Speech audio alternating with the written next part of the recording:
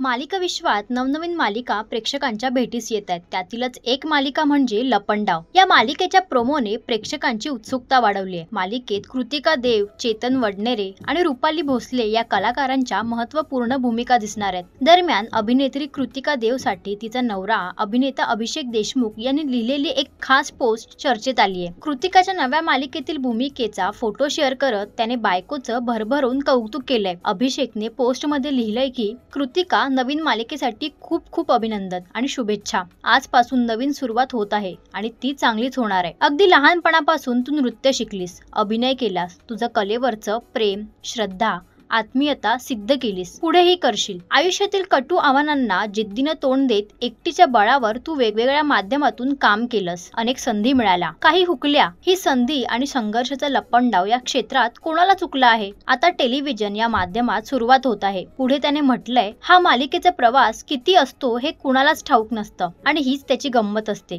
हेही सोपं नसतं, पण ते एन्जॉय करायचं। आपण या प्रवाहाचा आनंद घ्यायचा, कधी नसेल मिळत तर तो शोधायचा दररोज। आजपर्यंत तू फक्त स्वतःशी स्पर्धा केलीस आणि पुढे आलीस, आताही तेच करशील याची खात्री आहे। प्राऊड ऑफ यू, असं अभिनेत्याने लिहित भावना व्यक्त केल्यात।